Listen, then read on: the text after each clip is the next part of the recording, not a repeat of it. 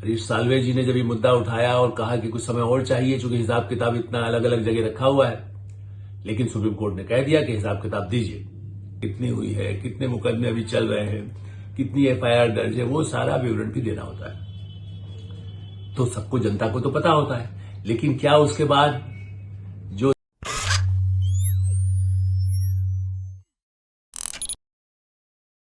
नमस्कार, मैं हूं आलोक मेहता। एचएसआई में आपका स्वागत है। हमारा अनुरोध है कि एचएसआई देखने के बाद आप इसे सब्सक्राइब करें, लाइक करें, अपने ग्रुप्स में यदि भेज सकें तो उसे भेजें, तो ताकि और लोगों को भी उन जानकारियों का, विचारों का आदान प्रदान हो सके। और जो आपकी राय हो उससे भी हमें कमेंट बॉक्स में लिख करके अवगत कराएं। इस समय मुद्दा है चुनावी चंदे, चुनाव के खर्च, चुनाव की आमदनी, वैध अवैध, बड़ा चंदा, छोटा चंदा।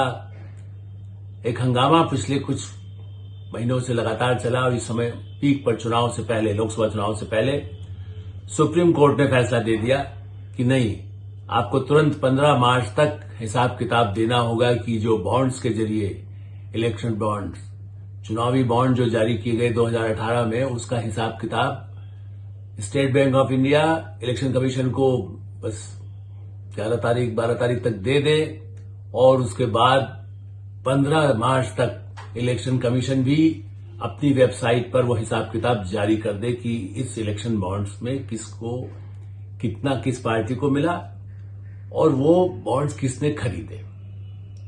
अभी तकनीकी मामला है, हिसाब किताब मांग लिया गया है, पारदर्शिता का मुद्दा है। सुप्रीम कोर्ट का निश्चित से बहुत महत्वपूर्ण, क्योंकि सुप्रीम कोर्ट के चीफ जस्टिस चंद्रचूड़ स्वयं और उनके साथ के जजेस, उन सब ने ये फैसला दिया है, तो सर्वमान्य है। वैसे फैसला 15 फरवरी को दे दिया गया था कि उद्देश्य, फिर चूंकि समय आगे बढ़ाने की मांग की गई, सुप्रीम कोर्ट के बड़े वरिष्ठ अधिवक्ता हरीश साल्वे जी ने जब ये मुद्दा उठाया और कहा कि कुछ समय और चाहिए, चूंकि हिसाब किताब इतना अलग अलग जगह रखा हुआ है, लेकिन सुप्रीम कोर्ट ने कह दिया कि हिसाब किताब दीजिए।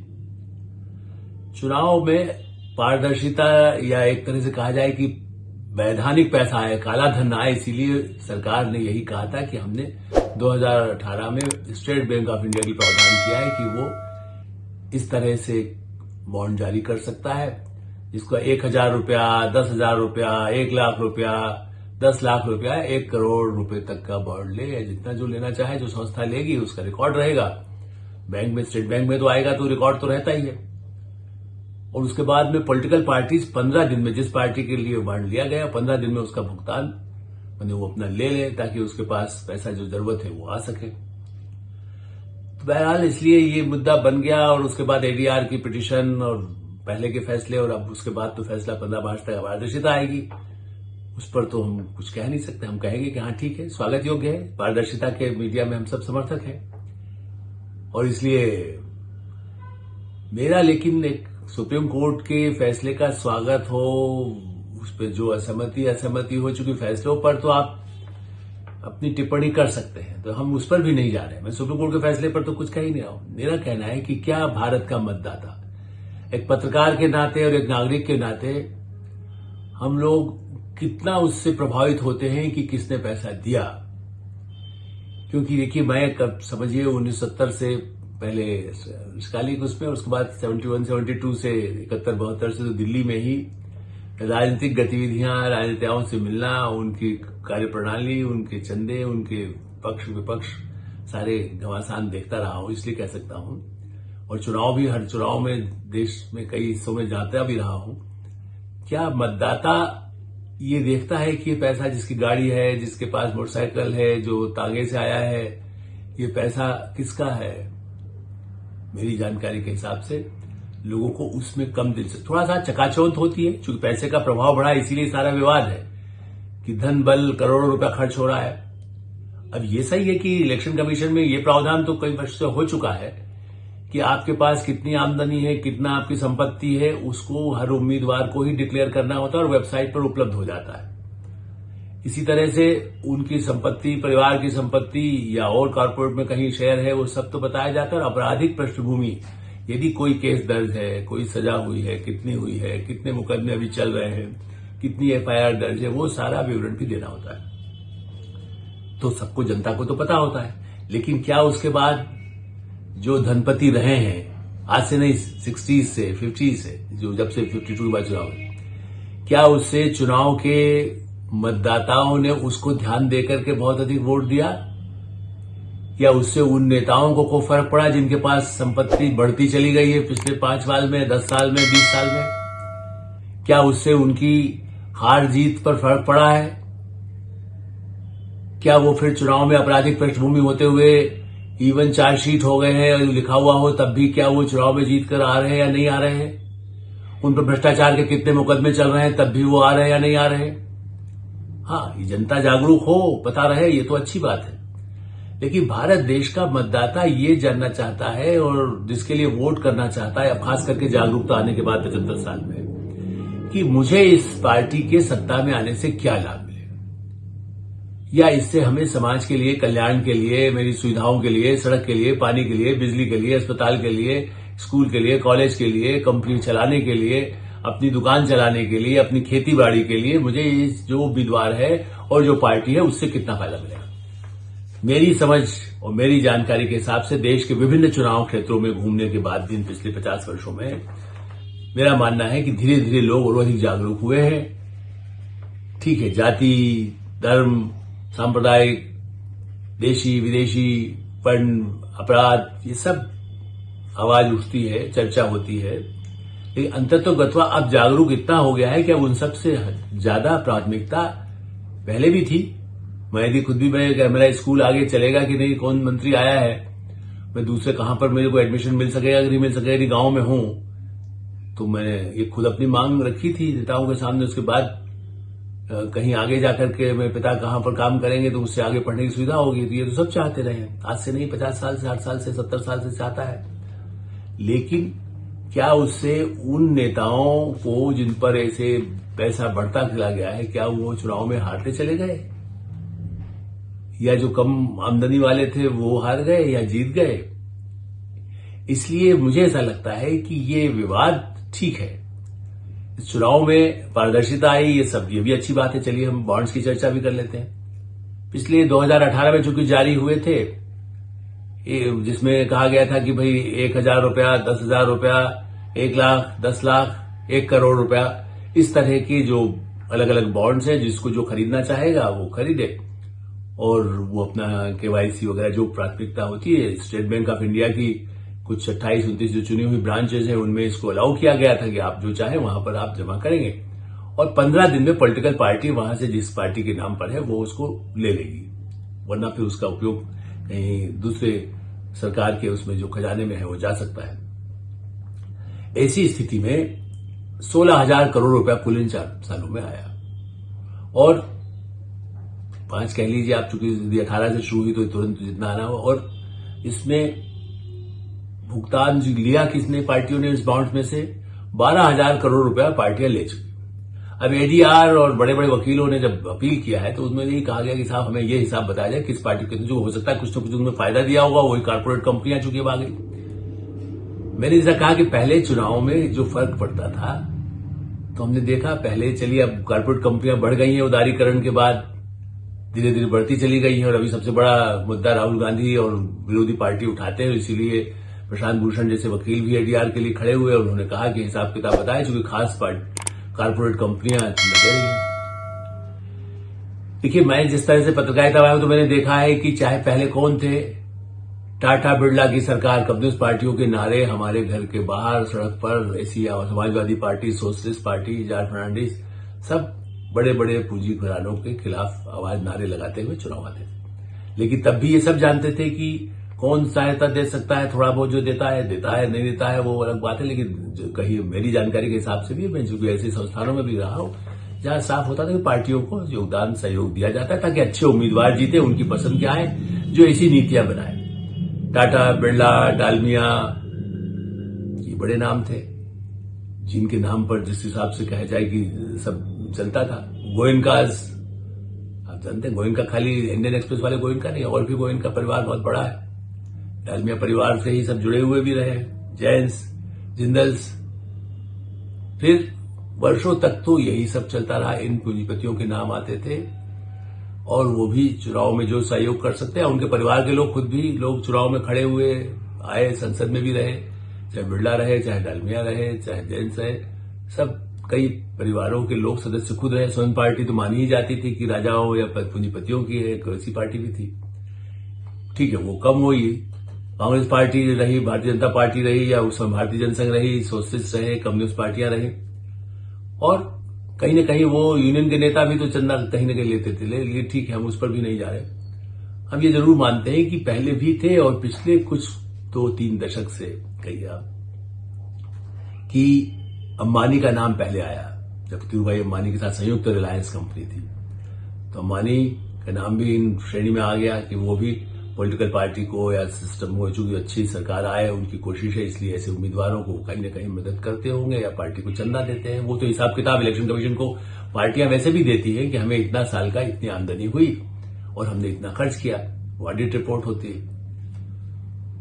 उसके बाद अंबानी के बाद धीरे धीरे उभर कर अडानी भी आ गए, तो अब तो राहुल गांधी ने वही मुद्दा बनाया है, अंबानी अडानी उनको सब फायदा मिल रहा है, और इसीलिए यारोबाजी भी चले कि बॉन्ड खरीदा, उसको क्या कंपनी को फायदा दिया है, इस बात को जानकारी के लिए। लेकिन ऐसे अब तो कॉर्पोरेट कंपनियां भी हैं, बहुत बन गई, विदेशी प्रवासी भारतीय को भी है, या मित्तल वगैरह जिस तरह से आए हैं, टेलीकॉम इंडस्ट्री में भी जो बड़े बड़े लोग आए हैं, बॉन्ड खरीदने की सबको छूट हो सकती है। सुनील मित्तल जो उसको बड़ा, वो भी एक नया ग्रुप आया, या कुमार मंगलम बिरला का अपना ग्रुप है, तो बिरला परिवार में भी कई परिवार के लोग अलग अलग हो गए, डालमिया अलग अलग हो गए, अंबानीज भी अलग अलग हो गए, दो भाई कहने को। और उस दृष्टि से देखा जाए तो राज्यों में जो बड़े ऐसे हैं, या फिर कॉर्पोरेट कंपनियां जो राज्यों में भी, प्रदेशों में जिन्होंने लगाया, कंपनियों ने खदानों में, उनमें से क्या चंदा दिया गया या बॉन्ड में लिया गया। तो अब ये आ रहा है कि साहब इसमें सबसे ज्यादा तकलीफ क्यों हो रही है कि साहब भारतीय जनता पार्टी को 55% ये जो पैसा है जो आया है वो इनको मिल गया, ज्यादा बड़ा अमाउंट इनका है। क्योंकि इन्होंने 2013-14 चुनाव से आने से पहले तक इन्होंने अपनी आमदनी दिखाई थी कि हमें तो 673 करोड़ रुपया, 673 करोड़ रुपया हमारी आमदनी होती है, और कांग्रेस ने ये बता रखा था 2013-14 तक, और बीजेपी ने कहा था कि हमें 506 करोड़ रुपए की आमदनी उस साल तक होती थी। लेकिन बाद में 22-23 में बीजेपी का पलड़ा भारी हो गया, उन्होंने कहा कि हमें 2364 इस तरह का जो है हमारी आमदनी हुई है, और इसमें से 1300 करोड़ रुपया जो है हमें इस मद में इससे मिला है बॉन्ड के जरिए। अब कांग्रेस पार्टी का कहना है कि उनको सिर्फ 452 करोड़ रुपया बॉन्ड में मिला। टीएमसी का कहना है कि साहब हमको 529 करोड़ मिला। कांग्रेस पार्टी ने 452 करोड़ में 171 करोड़ रुपया कहा कि हमें बॉन्ड से मिला। आमदनी उन्होंने दिखाई कि 452 करोड़ थी। इन्होंने आमदनी जो कि 2360 दिखाई और 1300 करोड़ इसमें, और बॉन्ड में इनका कहना है था हमको तो ज्यादा मिला नहीं है। टीएमसी को 529 करोड़ रुपया मिला, बीआरएस को 529 के आसपास मिला, टीडीपी को और कम मिला है 152 करोड़। तो देखा जाए तो बड़ा अंश बीजेपी को मिला। इसलिए ये बस विवाद है कि भाई किसने कितना चंदा दिया, क्या बड़े घरानों ने दिया। लेकिन जिस तरह से अदालत में जानकारियां देने की बात कही गई कि बिल्कुल 15 मार्च तक सब कुछ इलेक्शन कमीशन डाल दे। अब एसबीआई को कहा गया है कि तुम्हारे पास जो डिटेल है वो दे दीजिए। अब उसका मिलान कैसे होगा? किसी ट्रस्ट के नाम पर किसी ने लिया है पैसा पार्टी ने और वो बॉन्ड खरीदा, और बाद में उसका कैसे भुगतान हुआ, उसमें केवाईसी कैसे है, फिर किसने किसको पैसा मिला है। ये 15 मार्च के बाद कुछ दिन एक्सरसाइज मान लीजिए पार्टी आईडीआर या बड़े बड़े वकील करेंगे, इतना आसान क्या होगा? ये भी $1 मिलियन सवाल है जिसका जवाब अभी सामने नहीं आया है। मेरा मानना है कि चलिए सबको पता भी चल जाए कि किसने कितना पैसा दिया है, तो क्या मतदाता उससे प्रभावित होगा? सवाल ये है। लेकिन मेरा ऐसा मानना है कि कितना ही प्रचार हो, चूंकि पहले भी लोग जानते थे कि इनके पास इतना पैसा है, बड़ी गाड़ियां हो गई, कल तक स्कूटर पर चल रहा था, हवाई जहाज में चल रहा है, हेलीकॉप्टर से उतर रहा है, कोई छोटी सी दुकान लगाता था वो मंत्री हो गया, मुख्यमंत्री हो गया, वो केंद्र में मंत्री हो गया या सांसद बन गया, तब भी उसके पास इतना है, बड़ी कंपनियों में काम किया, हर साल हिसाब किताब तो लोग खुद देते थे। लेकिन क्या वेबसाइट में लोग जाकर के देखते थे कि इसकी आमदनी 5 करोड़ से 25 करोड़ हो गई है? चर्चा होती थी, पॉलिटिकल पार्टी हल्ला मचाते हैं एक दूसरे के बारे में, जब पता हो इनके पास इतना पैसा कैसे आ गया, इनके पास अपराधी के मामले हैं, इनको वोट मत डालिए। लेकिन फिर भी ऐसे अपराधी पृष्ठभूमि वाले हैं जो धनपति हैं, उनके चुनाव में वो बराबर जीतते रहे 7-7 बार, 8 बार, 10 बार। ये प्रमाण है, लोकसभा हो चाहे विधानसभा हो या कॉर्पोरेशन हो, उनमें भी ऐसे हैं जो लगातार 4-4, 5-5 बार जीते और उनकी संपत्ति बढ़ती चली गई है। तो पारदर्शिता के साथ असली मुद्दा ये है कि क्या चुनाव खर्च पर ही नियंत्रण हो, जो हम शुरू से इस बात के पक्ष में है कि बिल्कुल जब सीमा बना दी गई कि हाँ ठीक है, आप 40 लाख खर्च करेंगे, 50 लाख करेंगे, बाद में 90 लाख करेंगे लोकसभा चुनाव में, जिस चुनाव क्षेत्र के हिसाब से। वो सब होने के बाद भी एक एक चुनाव क्षेत्र में 5 से 10 करोड़ रुपया खर्च होने का अनुमान जब लगाने लगा, तो वो तो कालाधन होता है। क्या उसका फार्मूला निकाले जाने की अधिक आवश्यकता है, या केवल ये पता लगने से किसका पैसे का बॉन्ड्स के जरिए नहीं आएगा, फिर नगद कोई लेकर के फिर खर्च करेगा गाड़ियों में कि मित्रों के नाम पर, किसी और कंपनी के नाम के बहाने से? तो कैसे, चाहे वो शराब का घोटाला हो, चाहे खदान का घोटाला हो, चाहे कारपोरेट पे फेवर करने का घोटाला हो। घोटालों की जांच तो इंदिरा गांधी नेहरू काल से लेकर के, मुद्रा कांड से लेकर के अब तक लोग चर्चा करते रहते हैं। वो फ्रांस अमेरिका की कंपनियों के नाम से भी कितना लिया गया, वो फोर्स में क्या हुआ है, ऐसे नाम भी लेते हैं। राफेल में भी आज तक तो कोई सबूत ऐसा मिला नहीं। तो मुझे लगता है कि सबसे बड़ी बात यही है कि लोग में पारदर्शिता आए और चुनाव में खर्च कम से कम हो। इलेक्शन कमीशन चाहे उसको नियंत्रित करे, कोई अलग ट्रस्ट करे और उस सबका खर्च नियंत्रित हो जाए। उस समाधान का रास्ता कब निकलेगा? शायद सुप्रीम कोर्ट या संसद कोई फैसला करेगी तो करेगी चुनाव सुधार के तहत। हम तो यही कहेंगे कि आने दीजिए हिसाब किताब, कितना फर्क पड़ेगा, कौन कितना संपन्न पार्टी हो गई, क्या उससे चुनाव की जीत हार का फैसला होगा? ये तो चुनाव का फैसला जब 9 मई तक आने की संभावना होगी। चुनाव की अभी घोषणा हुई नहीं है, चुनाव की घोषणा के बाद नतीजे आने पर तो पता चलेगा। लेकिन फिलहाल अभिनंदन है, पारदर्शिता आए, जनता किसका पैसा, कैसा पैसा, उससे उसका इंटरेस्ट है कि उसकी सड़क, बिजली, पानी, अस्पताल, किसान को सुविधा, गांव में झोपड़ी से बिजली, झोपड़ी में बिजली, उसके दूध के उत्पादन हो, कॉर्पोरेट कंपनियां विदेशों से आए, देश से आए, कारखाने लगे, आर्थिक प्रगति जो होने का सथाई दुनिया में निगाह में है, उस पर ज्यादा प्राथमिकता होगी या पार्टियों के पास कितना पैसा है उसके आधार पर होगी? फैसला आप करेंगे, जनता करेगी, हम और आप सब देखेंगे। एडिटर्स टाइम हमें विराम देते हैं। आप एडिटर्स टाइम देखें, सब्सक्राइब करें, लाइक करें और मित्रों को भेजें, ग्रुप्स में भेजें और आपकी अपनी राय से भी हमें अवश्य अवगत कराएं। धन्यवाद, नमस्कार।